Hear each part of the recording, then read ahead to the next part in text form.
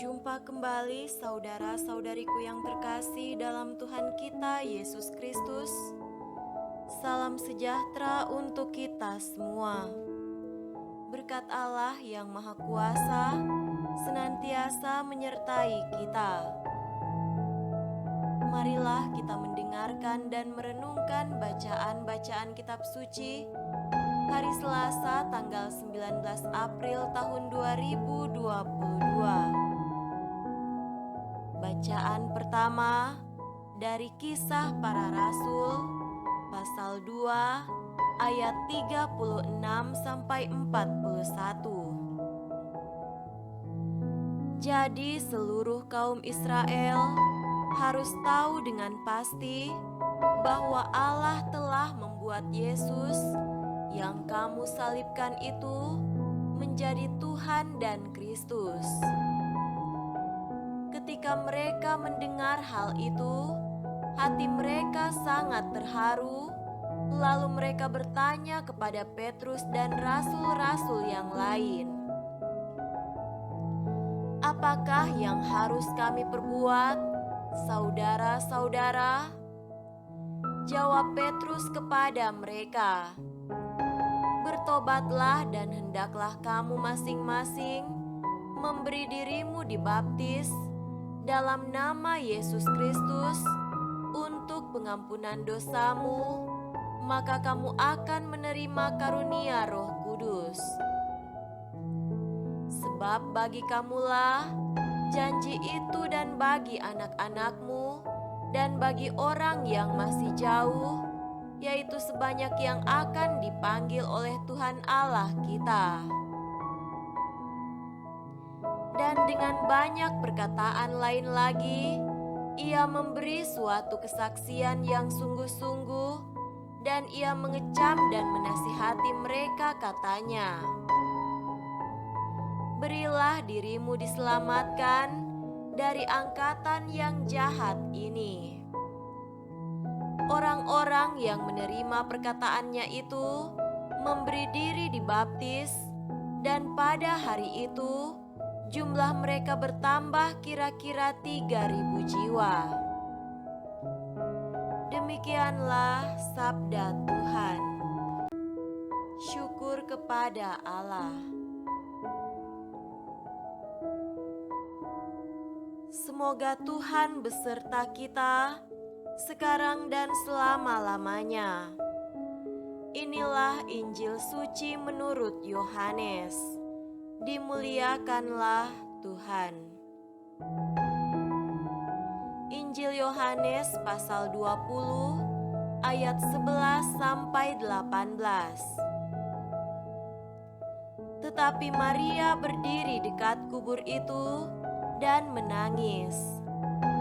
Sambil menangis, ia menjenguk ke dalam kubur itu, dan tampaklah olehnya dua orang malaikat berpakaian putih, yang seorang duduk di sebelah kepala dan yang lain di sebelah kaki di tempat mayat Yesus terbaring. Kata malaikat-malaikat itu kepadanya, "Ibu, mengapa engkau menangis?" Jawab Maria kepada mereka, "Tuhanku telah diambil orang, dan aku tidak tahu di mana ia diletakkan."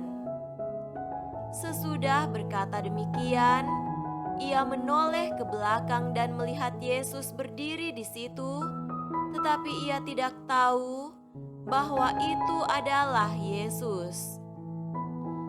Kata Yesus kepadanya, "Ibu, mengapa engkau menangis? Siapakah yang engkau cari?" Maria menyangka orang itu adalah penunggu taman, lalu berkata kepadanya, "Tuan, jikalau Tuan yang mengambil dia, katakanlah kepadaku di mana Tuan meletakkan dia, supaya aku dapat mengambilnya." Kata Yesus kepadanya, "Maria." Maria berpaling dan berkata kepadanya dalam bahasa Ibrani, Rabuni artinya guru. Kata Yesus kepadanya, "Janganlah engkau memegang aku, sebab aku belum pergi kepada Bapa, tetapi pergilah kepada saudara-saudaraku, dan katakanlah kepada mereka bahwa sekarang aku akan pergi kepada Bapakku dan Bapamu, kepada Allahku dan Allahmu." Maria Magdalena pergi dan berkata kepada murid-murid, "Aku telah melihat Tuhan," dan juga bahwa Dia yang mengatakan hal-hal itu kepadanya. Demikianlah sabda Tuhan. Terpujilah Kristus.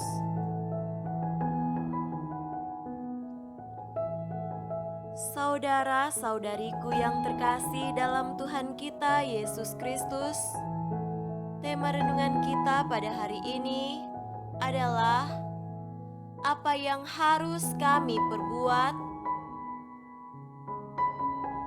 Orang yang sedang galau karena tertekan persoalan biasanya tidak dapat membuat pilihan dan keputusan yang jernih. Pilihan dan keputusan yang jernih hanya dapat muncul dari hati yang teduh dan pikiran yang jernih. Seruan Maria Magdalena, "Tuhanku telah diambil orang, dan aku tidak tahu di mana Ia diletakkan," adalah ungkapan yang syarat emosi. Maria sedang sedih dan takut. Dalam kesedihan dan ketakutan itu, ia mencari Tuhan. Larut dalam kesedihan yang mendalam membuat Maria tak mampu melihat dan mengenal Yesus. Baru ketika Yesus menyapa dia dengan namanya, barulah ia mengenal Yesus. Rupanya sapaan pribadi itu menyentuh hati Maria, sekaligus membuka kesadaran serta membangkitkan iman dan keyakinannya bahwa Yesus telah bangkit.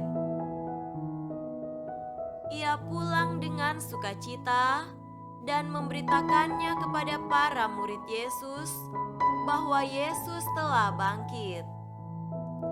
Petrus, salah satu dari murid Yesus yang juga melihat kubur kosong itu dan percaya.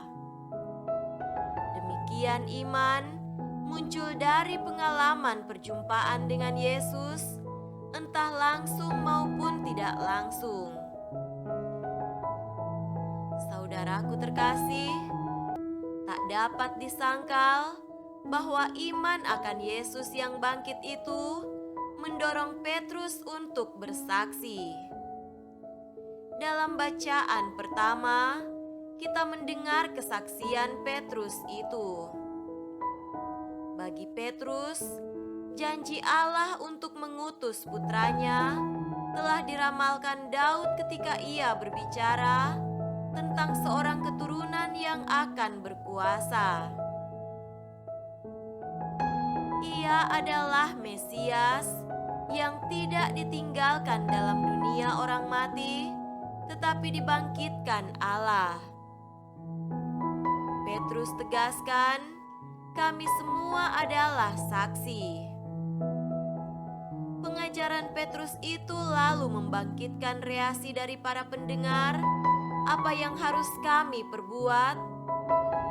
Petrus berkata, bertobatlah dan hendaklah kamu masing-masing memberi diri dibaptis dalam nama Yesus Kristus untuk pengampunan dosamu, maka kamu akan menerima Roh Kudus. Demikian kita melihat pengajaran Petrus ini berhasil membuka iman banyak orang, sehingga mereka kemudian memberi diri dibaptis. Berkat pengalaman perjumpaannya dengan Yesus yang bangkit, Petrus kini berani bersaksi. Saudara-saudariku terkasih, Dua bacaan ini memberi kita inspirasi tentang bagaimana kita harus menghayati iman kita. Iman tidak cukup disimpan di dalam hati dan dijadikan pengalaman personal saja. Iman harus diwartakan. Dari Maria Magdalena, kita belajar bahwa barang siapa mencari Tuhan dengan segenap jiwa raganya, kepadanya Tuhan akan menyatakan dirinya. Tuhan tidak pernah mengecewakan orang-orang yang mencari Dia dengan tulus hati. Menjadi pertanyaan bagi kita, apakah kita selalu mencari Dia dalam hidup kita?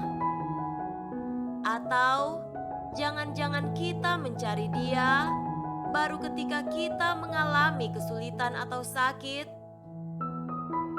Selanjutnya kita belajar dari para pendengar dan pengajaran Petrus. Setelah mendengar pengajaran Petrus, orang banyak lantas bertanya, "Apa yang dapat kami perbuat?" Setiap minggu atau kesempatan khusus kita selalu mendengarkan sabda Tuhan, entah dalam perayaan Ekaristi atau perayaan-perayaan liturgi lainnya. Apakah kita juga terdorong untuk selalu bertanya, apa yang harus kami lakukan? Apa yang harus saya lakukan dalam hidup saya sebagai tanggapan terhadap sabda Tuhan yang selalu saya dengar? Mari saudara-saudariku terkasih, kita belajar untuk menjadi pelaksana sabda Allah dan bukan sekedar pendengar setia saja. Pertanyaan orang banyak tentang apa yang harus kami lakukan adalah pertanyaan yang mengandung keinginan dan niat untuk bertindak dan bukan sekedar mau mendengar. Semoga demikian. Amin.